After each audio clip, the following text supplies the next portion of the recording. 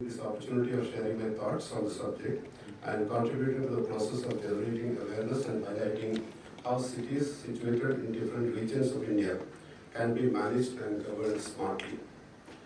We recall that development of smart cities was considered a key player in the direction of comprehensively developing physical, institutional, social and economic infrastructure of cities, all important in improving the quality of life and attracting people and investments to the city, thereby setting in motion a virtuous cycle of growth and development. Though initially there was a lot of confusion as to what is meant by a smart city, the canvas left wide open by stating upfront that there is no universally accepted definition of a smart city.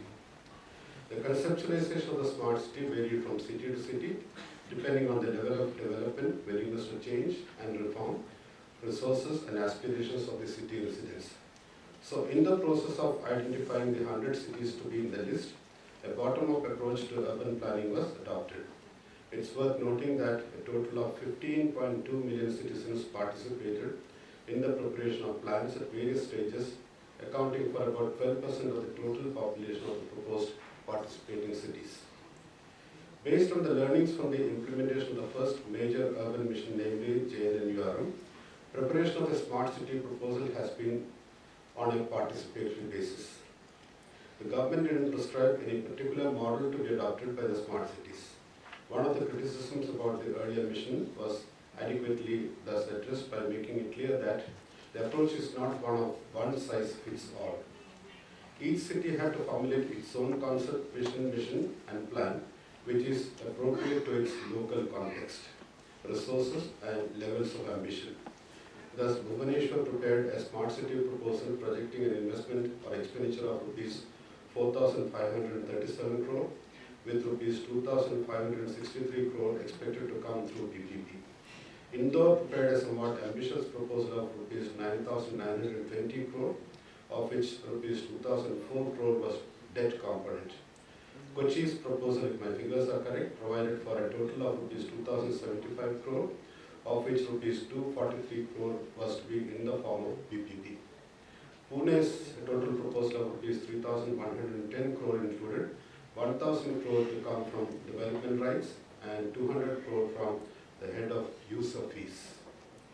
Various firsts which need to be taken note of as far as the launch of the mission are: for the purpose of selection, first, potential smart cities in each state, union territory were identified by giving equal weightage to urban population of the state or union territory and number of statutory towns. Thereafter, the selection was made through a process of competition under the guiding principles of cooperative and competitive federalism. Then city selection was made through a two-stage competition wherein cities prepared their proposals based on an extensive exercise of citizen consultation, and therefore the proposal truly reflected the hopes and aspirations of the citizens. Creation of an SPV for implementation was one of the basic requirements of the Smart City mission.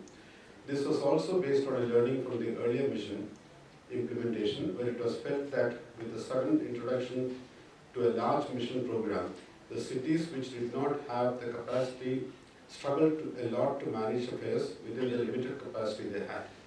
In the process, consultants became active, as that was a quick option left.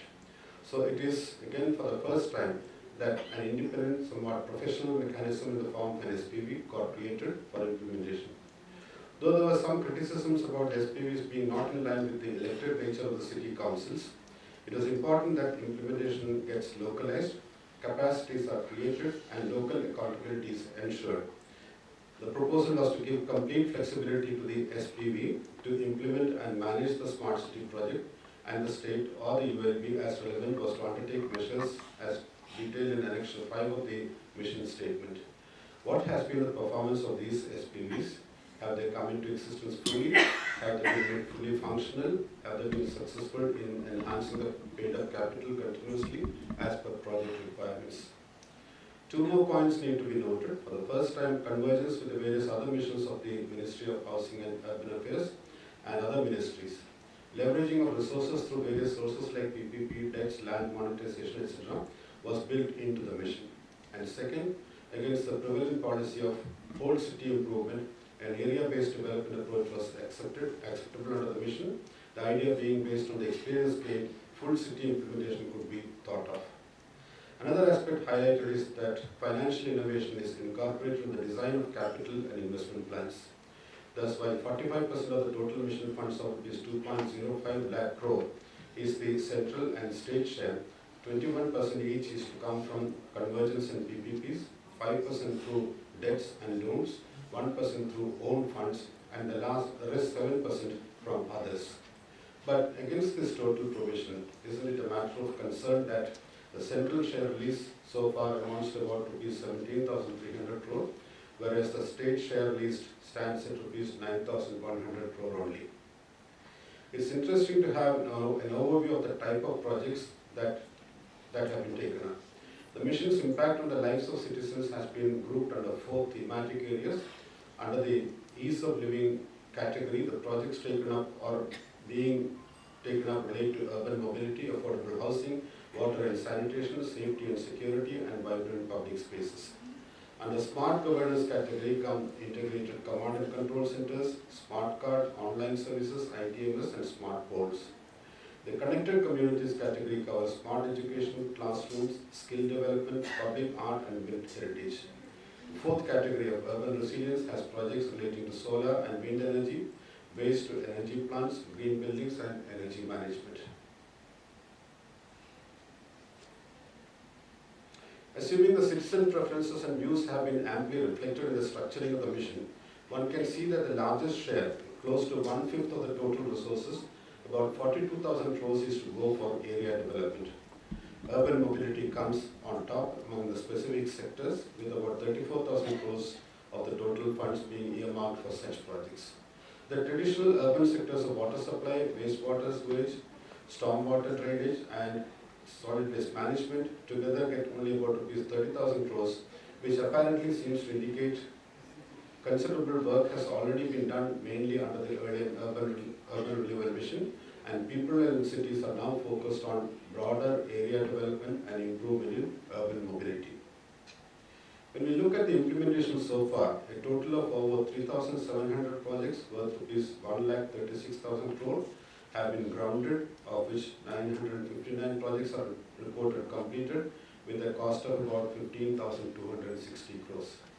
Coming into existence of smart command and control centers in as many as 17 cities which use digital technology to integrate different service networks, enabling the city administration with a centralized monitoring and decision-making capability is a notable achievement in the direction of smart city management.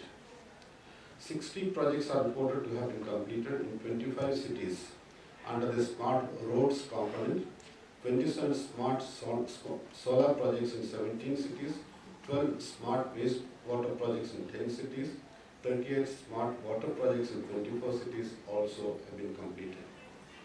The mission has definitely resulted in a process of new ventures which leverage technology to the benefit of larger number of city residents.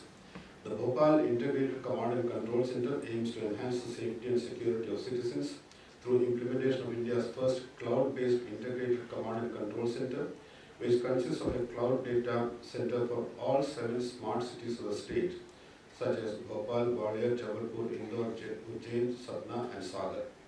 Also a cloud-based disaster recovery center for all smart cities of the state, and an integrated command and control center at each of the above cities with city-based controls and analytics form part of this venture. If, as claimed, this has been able to break silos of city operations, then this again is a positive development. Having discussed the basics and progress so far, there is no doubt that expectations will continue to be high even as 4 years of implementation of the mission are over.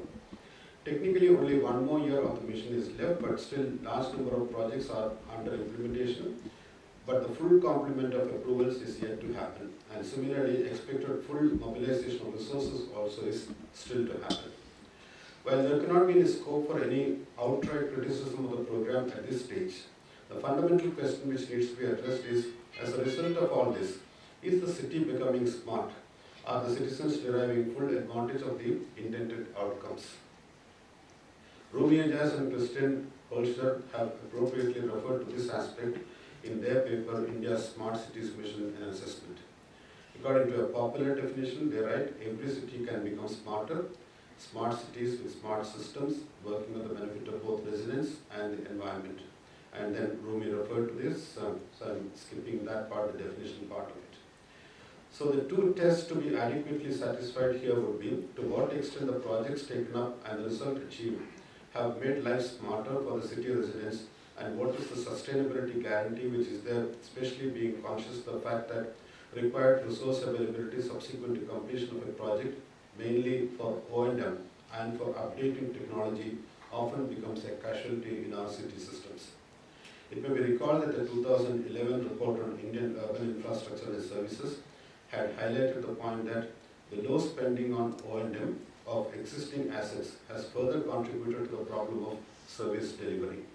And it projected the requirement of rupees 19.9 lakh crores on O&M costs for catering to all urban infrastructure investment requirements as proposed in the report. Hence, all the more reason that, if not already effectively addressed, this basic requirement would need to be taken care of in the case of all these projects. What could be the environment sustainability framework for smart cities? Sometimes towards the end of the year 2014, such a framework was proposed to the ministry by the US GBC Terry Combine. The proposal was that smart cities in India should strive to achieve sustainability goal as sector-wise.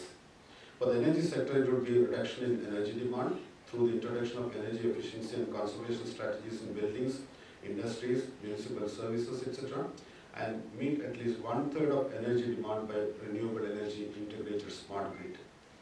For the water sector, reduction of water demand by effective management, supplementing the municipal supply with recycled wastewater and rainwater harvesting, combined with adoption of sustainable drainage systems and restoration of water bodies would all be the goal. When it comes to waste, ensuring clean and hygienic sanitation facilities for all with 100% collection of segregated, unsegregated municipal solid waste, treatment of at least 50% wet waste, recycling of waste, provision of common facilities for electronic waste, provision for hazardous as well as medical waste disposal, provision of facility for separate disposal of construction and C&D waste, and conversion of existing dump sites to sanitary landfill, including closure plants, will have to be aimed at. To improve livability, measures required would be improving air quality in a consistent manner, creating green jobs, and moving toward a green economy. An ambitious target would be to make cities safe, clean, and livable with zero crime rate. With regard to the transportation sector, it will be provision of basic facilities and amenities in neighborhoods at comfortable working distance of say 300 to 400 meters, 100% arterial and sub-arterial road network in the city, having footpaths and cycle tracks. Dense networks of public transport would need to be provided to ensure high accessibility of public transit stations from any point in the city, with a target set for 50% modal share of public transit systems. Also, it has to be aimed at to encourage transition of at least 10% of private vehicles and 50% of city and public transport fleet to electricity from renewable sources. If not planned and adequately incorporated, city-wide actions on all these would need to be thought of as the continuing next phase of the smart city. When citizen participation was taken up by formulating city-specific smart plans, in many places improvement in mobility emerged as a more prominent requirement, which ranked even among some of the basics like water, waste management, etc. That shows how concerned people were about better mobility, reducing congestion and pollution and saving in time. Even after the National Urban Transport Policy of 2006 laying down a detailed framework for cities to adopt, even today, only a few Indian cities have organized and regulated public transport systems, definite infusion of funds under different government programs. Buses still continue to fall short of requirement. Even after taking up metro rail projects in some more cities, public transportation systems across the country continue to be inadequate to meet the mobility requirements of a growing urban population. As per one World Bank study, about 80 million trips per day need to be catered to in our cities, but the available public transportation systems manage to provide only about 37 million trips per day. Rapid modal shift to privately owned vehicles due to a variety of factors is a big challenge. Expanding city boundaries, increasing urban population, and rapid increase in number of personalized motor vehicles has had an adverse impact on the share of public transport systems in the overall urban transport mix matrix, highlighted the background paper prepared for an international conference on smart mobility for smart cities in the year 2015. So at a time when the share of public transport in India is exhibiting a declining trend, unless public transport systems are augmented to keep pace with the rapid urbanization and substantial increase in travel demand, the challenges brought about by increasing use of private motor vehicles like acute road congestion, rising air pollution, and a high level of accident risk will only intensify. However, it is encouraging to note from a report that ITMS in the cities of Ahmedabad, Surat, and Visakhapatnam is making travel within the city seamless and more efficient. Urban mobility improvements being taken up in smart cities essentially comprise of street redesign, complete street projects with focus on improving utilization of road space through public transport, barrier-free pedestrian and cycling infrastructure, public bike sharing schemes, investment on public transport vehicles, promoting e-mobility, and smart solutions for improving efficiencies in traffic management. Is any smart city closer to all that should be there regarding smart transportation? Ease of commute can transform the economic and social landscape of a city. Integration of transport systems will be a difficult task to accomplish, but it is critical for a smart city. Integrated city transport infrastructure can no doubt help reduce travel time and cost. ICT can be used to discipline unruly traffic. Use of common transport card can ensure hassle-free commute. Smart city will be able to provide more options to the commuters. For him, information on route planning, changeover, and last mile connectivity, all of which can be available on mobile phone, internet, or changeover points through display boards, makes a big difference. Online availability of information on parking spaces and implementation of proper parking policy also is important. When Smart Cities launched, consultation was held with states in the year 2015. The importance of innovative financing tools so as to make urban bodies self-reliant was stressed. How far have we moved as regards a good number of smart cities floating municipal bonds is concerned? Is there a regular credit rating upgrading mechanism in position for all cities? Has the practice of capturing some clearly identified source of revenue of a municipal body in an escrow account started? How many state governments have been able to provide security by pledging to meet debt obligations in case of municipal borrowers not being able to meet them? What about having business improvement districts in commercial areas where property owners and traders organize themselves to provide public services? What about raising of funds through tax increment financing options, a place-based strategy used by urban local bodies to finance local economic development? Pooled finance mechanism, accessing the NIIF, PPP routes, etc. One of the essential stated features of the smart city plans is at least 80% buildings should be energy efficient and green buildings.